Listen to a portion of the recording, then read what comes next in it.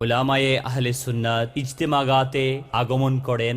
इंशाअल्लाह दो जहां में अपना बेड़ा पार है। অভিমত পেশ করছেন অনলবর্ষী বক্তা হযরতুল আল্লামা মাওলানা আবুল কাসেম নূরি দামাত বারকাতুহুমুল আলিয়া। আমির আহলুস সুন্নাত আল্লামা শেখুল मशाइख अल्लामा इलियास अत्तारी दामत बरकातुहुल आलिया ये काम अंजाम दे रहे हैं এবং এজন্য আমি ওনার হযরতের হায়াতের কামিয়াব হায়াতের আল্লাহ হায়াতের মধ্যে বরকত দান করুন, ওনার ইলমের মধ্যে আমলের মধ্যে হায়াতের মধ্যে বরকত দান করুন। আমি যখন পাকিস্তান গিয়েছিলাম আমি ওখানেই বলছিলাম, আমি হযরতকে যখন দেখলাম ওনার সরতা কদম রাসূল পাক সাল্লাল্লাহু আলাইহি ওয়াসাল্লামের সুন্নতে নজর আসছে।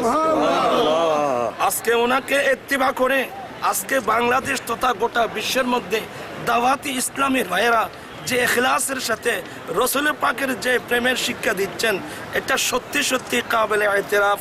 আমি বলতে বাধ্য, এই যে ইখলাসের সাথে গোটা বিশ্বের মধ্যে রাসূল পাকের সুন্নতের প্রসারের জন্য আপনারা রাত্র দিন বিরামহীনভাবে কাজ করে যাচ্ছেন, একদিন দূরে নয় গোটা পৃথিবী দাওয়াত ইসলামের মধ্যে আসতে বাধ্য হয়ে যাবে।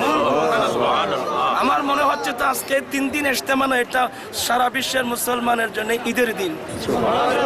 আমি সবার উন্নতি মঙ্গল কামনা করছি, দাওয়াত ইসলামের মঙ্গল কামনা করছি। মনে রাখবেন যে আমি একজন আপনাদের সঙ্গে দাওয়াত ইসলামের মুবাল্লিগ বা মেম্বার।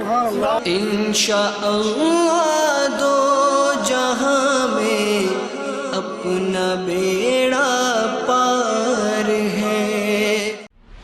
চট্টগ্রামে চলো চট্টগ্রাম, চট্টগ্রামে চলো চট্টগ্রাম, চট্টগ্রামে চলো চট্টগ্রাম, চট্টগ্রামে চলো চট্টগ্রাম।